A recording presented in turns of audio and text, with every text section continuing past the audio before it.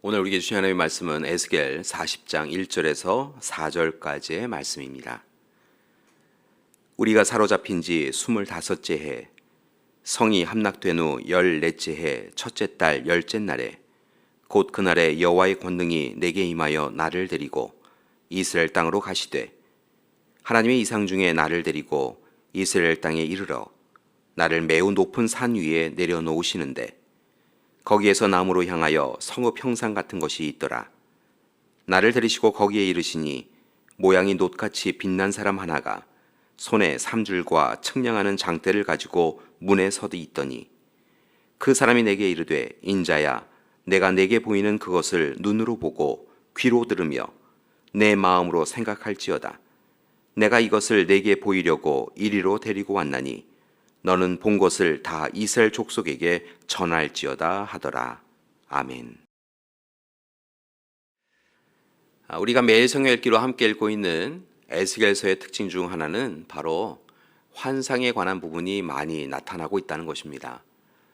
에스겔 전체를 살펴보면 유다에 임할 심판, 이방인들에게 임할 심판, 그리고 이스라엘의 회복에 관하여서 이야기할 때마다 표적과 환상의 이야기가 나타나고 있습니다.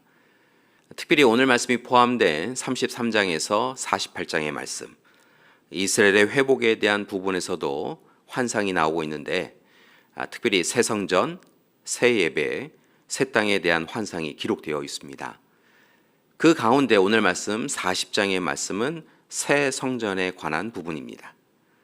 잘 아시다시피 이스라엘 사람들에게 성전은 특별한 장소였습니다. 바로 하나님이 임재하시는 곳이었죠. 따라서 바벨론에 의하여 폐허가 된 성전이 이제 다시 세워진다라고 하는 환상은 하나님께서 이스라엘 백성들에게 다시 임재하시고 좌정하여 주셔서 이스라엘의 하나님이 되어주신다라고 하는 참으로 귀한 약속이었습니다.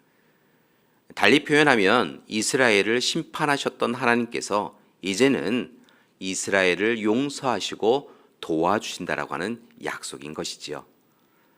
1절에 보면 우리가 사로잡힌 지 25째 해, 그리고 성이 함락된 후 14째 해 첫째 달 10째 날에 그렇게 이야기하고 있는데요. 바로 그날에 하나님은 에스겔을 이스라엘로 데리고 가십니다. 이것은 여호야긴 때 느부갓네살에 의하여 이스라엘 백성들이 두 번째로 잡혀갈 때 함께 잡혀간 에스겔이 바벨론에 간 지 25년이 지났다라고 하는 것이고, 또한 예루살렘 성이 함락된 후에는 14년이 지났다라고 하는 것을 우리에게 알려주고 있는 것입니다. 잘 알고 계시지만 유다는 바벨론에 의하여 세 차례에 걸쳐서 포로로 잡혀갔습니다.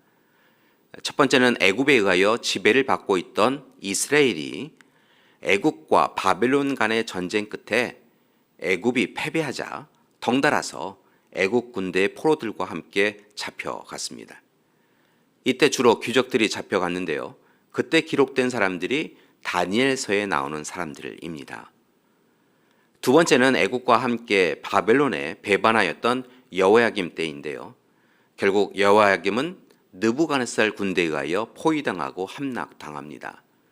그리고 왕족, 정치인, 상류층의 많은 사람들, 약 3천 명의 사람들이 잡혀갑니다. 이때 에스겔이 포로로 잡혀갑니다. 세 번째는 시드기야 때인데요. 시드기야는 에레미야를 통하여서 바벨론에 충성하는 것이 하나님의 뜻이라고 권면을 들었음에도 무시하고 바벨론을 배반하지요. 그리고 마침내 기원전 587년에 바벨론 군대에 의하여서 예루살렘은 완전히 함락되었습니다.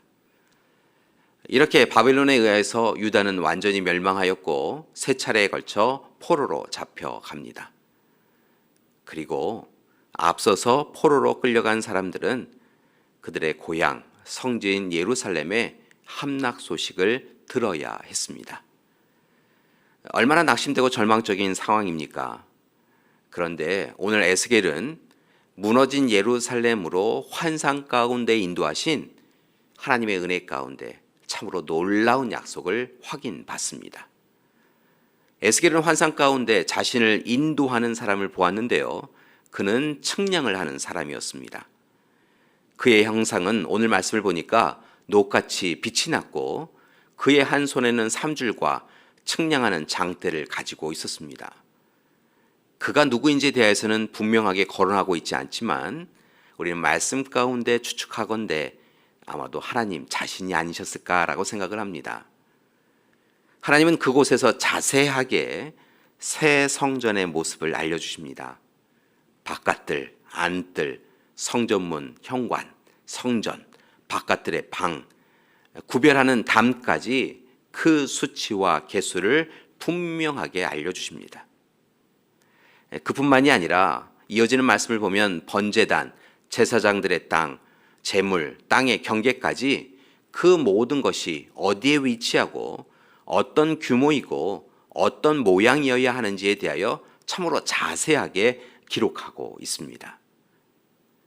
교회 여러분, 이렇게 하나님께서 에스겔에게 친히 성전을 측량하고 수치를 알리신 것은 무엇을 의미할까요?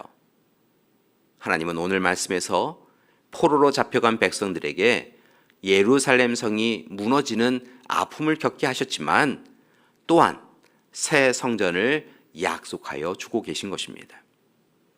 분명한 수치와 위치, 개수를 이야기하며 성전은 세상과 구별하여 거룩한 곳이 되어야 한다는 것을 말씀하고 계신 것이지요.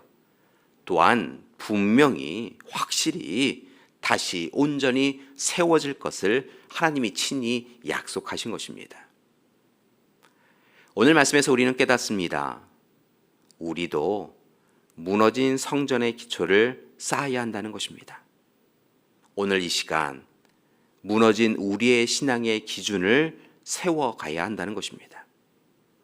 그러기 위하여 우리도 세상으로부터 구별되어 거룩한 자가 되어서 하나님 앞에 나아가야 합니다. 이전의 옛사람의 모습과는 다른 새사람의 삶을 살아야 합니다. 그리고 이제 하나님의 인도하심을 받고 또한 하나님의 이끄심을 믿고 하나님 말씀을 순종함으로써 성전을 세워가야 될 줄 믿습니다. 교회 여러분, 부탁드립니다. 오늘 이 아침에 우리 모두 하나님이 기뻐하시는 새로운 성전을 세워가기 원합니다. 그것이 옳습니다. 그러기 위하여 시간을 구별해야 합니다. 장소를 구별해야 합니다. 관계를 구별해야 합니다. 교회 여러분, 우리의 삶의 우선순위를 구별해야 합니다. 그리고 무엇보다 말씀을 우리의 삶에서 실천하며 살아가야 합니다. 오늘 말씀이 담겨있는 40장에서 43장까지 어찌 보면 지루할 정도로 여러 수치를 그리고 때로는 반복되는 수치를 열거하며 성전을 서술하는 것을 보면서 에스겔은 우리에게 무엇을 말하려고 하는 것이었을까라고 생각해 보았습니다. 하나님은 왜 그렇게 자세하게 어디에 무엇을 어떤 순서대로 하라고 말씀하셨던 것일까라고 하는 그런 생각을 해 보았습니다. 결국 하나님은 우리에게 오직 하나님의 말씀에 순종하여서 수치 하나하나를 지키며 살라고 명한 것인 것이지요. 우리가 하나님의 자녀로 합당하게 제대로 살고 있는지 우리 스스로 우리의 삶을 측량해 보라고 하신 것입니다. 교회 여러분, 오늘 측량하시는 하나님을 따라서 우리도 우리의 삶을 측량하고 살펴보기 원합니다. 그리고 우리의 삶을 다시 하나님 앞에서 거룩하게 성별하여서 우리 자신이 하나님 앞에 거룩한 새로운 성전이 되는 그런 하루가 되기 원합니다. 새로운 마음으로 새로운 삶을 살아가셔서 하나님이 기뻐하시는 하루를 이루시기 바랍니다. 우리의 삶을 하나님이 기뻐하시는 그런 날들로 채워가시기 바랍니다. 그리고 우리의 삶 모든 부분을 하나님이 기뻐하시는 새로운 성전으로, 거룩한 성전으로 이루어 가시는 우리 믿음의 가족들 되시기를 소망합니다. 물론 우리의 의지와 노력만으로는 되지 않습니다. 또한 분명한 것은 하나님이 도와주실 것입니다. 하나님을 의지하고 의뢰하여 하나님이 기뻐하시는 우리가 되기를 간절히 기도드립니다. 함께 기도하시겠습니다. 사랑의 하나님, 모든 것이 무너져 내린 그때에 폐허와 황폐한 땅만이 가득한 그곳에 에스겔을 인도하여 주시고 그곳에서 새로운 성전의 환상을 보여주셨음을 감사드립니다. 하나님, 새 성전의 환상을 통하여 에스겔이 누렸을 위로와 소망을 우리에게도 더하여 주시옵소서. 오늘 우리의 삶이 무너져 내렸습니다. 하나님, 참으로 어디로 가야 되는지 알지 못하는 삶의 형편으로 인하여 우리의 믿음도 흔들리고 있습니다.